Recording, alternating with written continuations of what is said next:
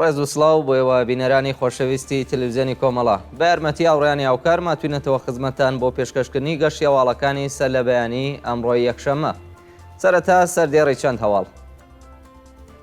مەراسمی ڕێزگرتن لە یادی گیانبەختکردوانی گوردانی شوان لە گەردەنەی ئارێز.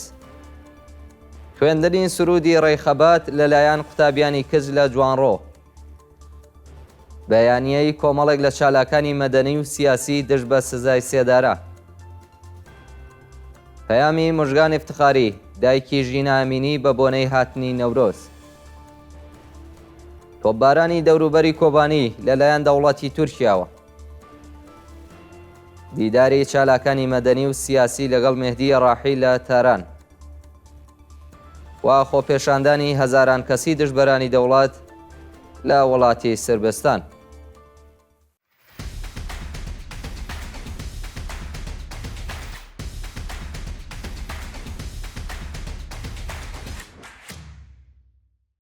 مەراسمی ڕێزگرتن لە یادی گیانبەختکردوانی گوردانی شوان لە گەردەنەی ئارێز.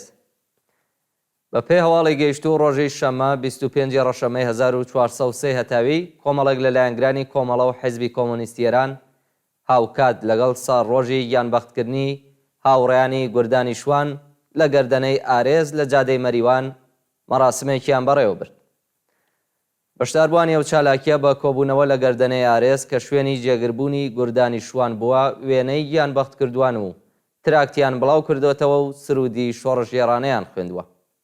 بە دوای خوێندنی سرود خولەکێک بێدەنگی بۆ ڕێزگرتن لە یادی گیانبەختکردوانی ڕێگای ئازادی و سۆسیالیزم ڕاگیراوە و دوجار یەکێک لە ئامادەبووان لەسەر مێژووی خەباتی پڕ لە شانازی گوردانی شوان قسە و باسی کردووە و لە کۆتاییشدا ناوی یەک بەیەکی گیانبەختکردوان خوێندراوەتەوە و ڕێز لە فداکاریەکانیان گیراوە. خوێندنی سرودی ڕێیخەبات لەلایەن قوتابیانی کچ لە جوانڕۆ. بە پێوە گرتە ڤیدیۆی لە تۆڕە کۆمەڵایەتیەکان بڵاوکراوەتەوە ژمارەیەک لە قوتابیانی کچ لە شاری جوانڕۆ هاوکات لەگەڵ ساڕۆژی کیمیابارانی هەڵەبجە سرودی ڕێیخەباتیان خوێندوێتەوە. بە وتەی سەرچاوەکانی هەواڵ قوتابیانی کچی جوانڕۆ بە هاوکاری یەکێک لە مامۆستایانی مەدرسە بە مەبەستی ڕێزلێنان لە یادی 5,000 گیانبەختکردووی کیمیابارانی هەڵەبجە سرودی ڕێیخەباتیان خوێندوێتەوە و مەبەست لەو کارەش درێژەدان بە خەبات دژ بە ستەمی نەتەوایەتی بوو. بەڕێوەچوونی مەراسمی دووەمین ساڵ ڕۆژی گیانبەختکردنی ئاریان خۆشگەوار لە شاری سنە. ڕۆژی هەینی 24 ڕەشەمەی 1403 هەتاوی بنەماڵە دادخوازەکانی شاری سنە. بە بۆنەی دووهەمین ساڵ ڕۆژی گیانبەختکردنی ئاریان خۆشگەوار لەسەر مەزاری ناوبراودا کۆبوونەوە. بە پێی ڤیدیۆیانەی بەدەستمان گەیشتووە دایکانی دادخواز بە دانانی وێنەی گیانبەختکردوانی شۆڕشی ژینا و گوڵبارانکردنی مەزاری ئاریان خۆشگەوار ڕێزیان لە هەموو قوربانیانی چواردەیی سەرکوتی کۆماری ئیسلامی گرتووە. شانی باسە کە ئاریان خۆشگەوار ڕۆژی 26 خەزەڵوەری 1401 هەتاوی لە یەکێک لە شەقامەکانی شاری سنە بە تەقەی هێزەکانی ڕەژیم بریندار و دواتر چووە کۆماوە. ئاریان بە دوای 4 مانگ بەستەری بوون لە یەکێک لە نەخۆشخانەکانی ئەو شارە لە ڕێکەوتی 24 ڕەشەمەی 1401 هەتاوی گیانی بەخت کرد. بەیانیەی کۆمەڵێک لە چالاکانی مەدەنی و سیاسی دژ بە سێدارە. ڕۆژی شەممە 25 ڕەشەمە کۆمەڵێک لە چالاکانی سیاسی و مەدەنی کوردستان و ئێران لە بەیاننامەیەکدا سەپاندنی سزای سێدارە بەسەر پەخشان عەزیزی، وەریشە مرادی و شەریفە محەممەدیان بە توندی شەرمەزار کرد و خوازیاری هەڵوەشانەوەی سزای سێدارە بوو. واژۆکارانی ئەو بەیاننامەیە وێڕای ئاماژەدان بە شێوەی نایاسایی دەست بەسەرکردن و ڕەوەندی نادات پەروەرانەی دادگایکردنی پەخشان عەزیزی، وەریشە مرادی و شەریفە محەممەدی سەپاندنی سزای سێدارەیان بەسەر ئەو سێ بەندکراوە سیاسیە بە توندی شەرمەزار کردووە و خوازیاری هەڵوەشانەوەی سزای ئەعدام لە ئێران و ئازادی هەموو بەندکراوانی سیاسی بوون. چالاکانی سیاسی و مەدەنی لە کۆتایی بەیاننامەکەدا داوایان لە هەموو چین و توێژەکانی کۆمەلگا بە هەر بیر و باوەڕێکەوە کردووە کە دژ بە سزای نامرۆڤانەی ئیعدام هەڵوێز بگرن و ڕێگە نەدەن ئەو سێژنە تێکۆشەرە لە بێدەنگی خەبەریدا لە سێدارە بدرێت. دەست بەسەرکردنی هاوڵاتیەک لە شاری شنۆ. ڕۆژی هەینی 24 ڕەشەممە هاوڵاتیەکی خەڵکی شاری شنۆ بە ناوی سەید کەماڵ تەهایی لەلایەن هێزەکانی حکوومەتەوە دەست بەسەر کرا.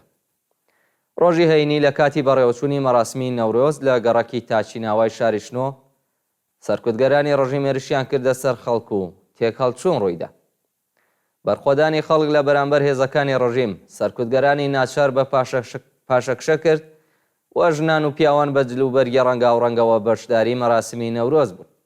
بە دوای مەراسمەکەدا شارۆمەندێک بە ناوی سەید کەماڵ تەهایی کانی سوور لەلایەن ئیتڵاعاتی سوپای پاسدارانەوە بەبێ بەڵگەی قەزایی دەست بەسەر و بۆ شوێنێکی نادیار ڕاگوێزراوە. پەیامی موژگان افتخاری دایکی ژینە ئامینی بە بۆنەی هاتنی جەژنی نەورۆز.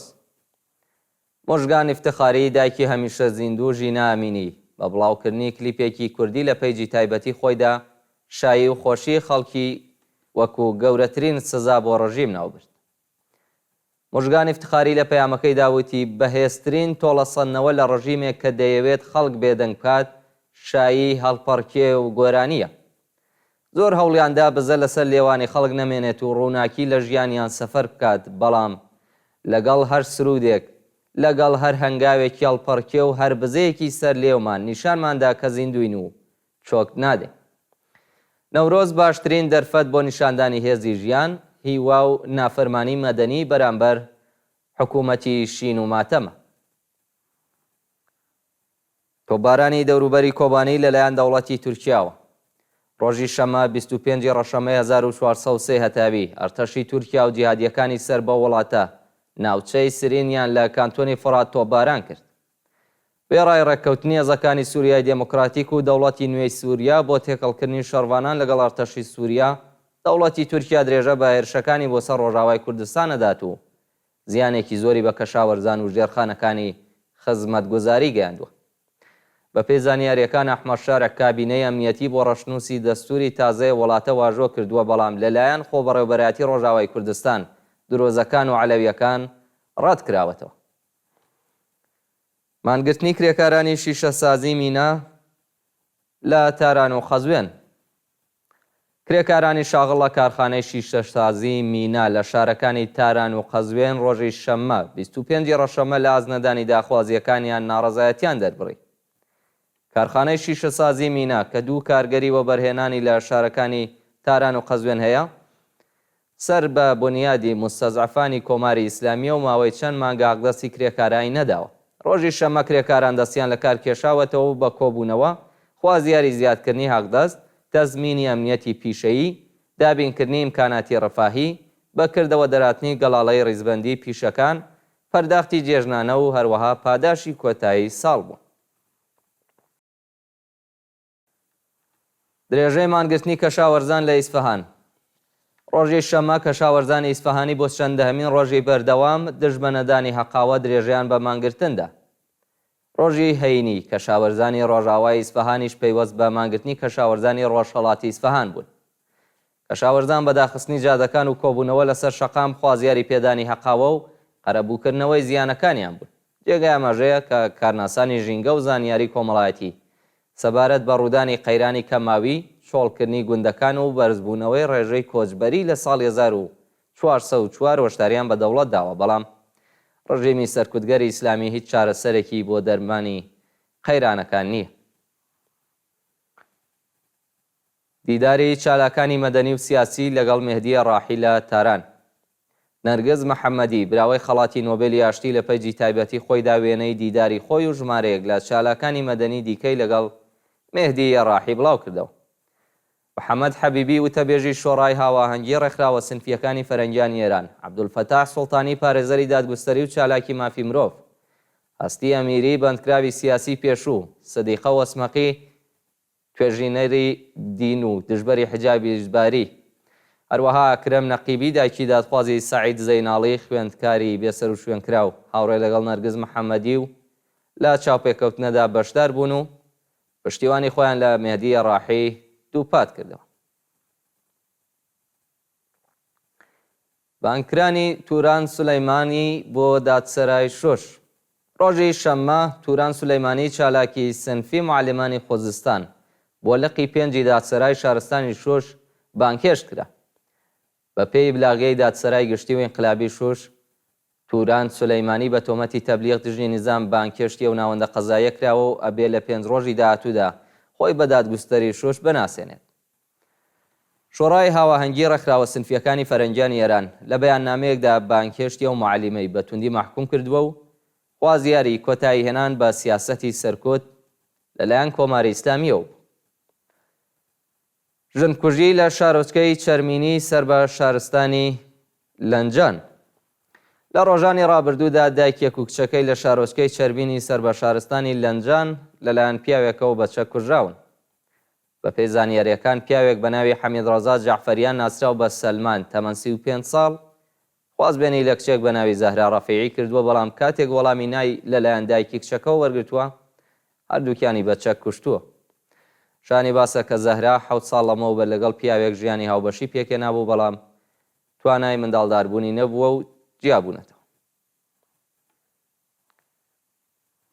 و دوایین هەواڵمان سەبارەتە بە خۆپێشاندانی هەزاران کەسی دژبەرانی دەوڵەت لە وڵاتی سربستان. ڕۆژی شەممە 25 ڕەشەمەی 1403 هەتاوی هەزاران شارۆمەندی سربستانی لە بلگراد و چەند شاری دیکەی وڵاتە دژ بە دەوڵەتی گەندەڵی ئەلێکساندر ڤۆچیچ خۆپێشانداریان کردووە. خۆپێشاندانی خەڵکی سربستان پاش ڕووداوی ڕووخانی سەقفی وێزگەیەکی قەتار کە تیایدا 15 کەس بوونە قوربانی ڕوویداوە و ڕۆژ لە دوای ڕۆژ پەرەی سندووە. ئەرکی ڕێخستنی و ناڕەزایەتیانە لە ئاستۆی خوێندکارانی سربستانی بووە و خۆپێشاندەران لە ماوەی چەند مانگی ڕابردوودا چەندین جار دژ بە دەوڵەتی گەندەڵی وڵاتە ڕێپێوانیان کردووە. ناڕازیان بە وتنەوەی دروشت خوازیاری دەست لە کارکێشانەوەی ئەلەکساندەر ڤۆچیچ و کابینەکەی و هەڵبژاردننی پێشوەختە بوو. بینەرانی خۆشەویست، گەشتی هەواڵەکانتان پێشکەش کرا. کات و ساتێکی خۆش بۆ هەموو لایەک.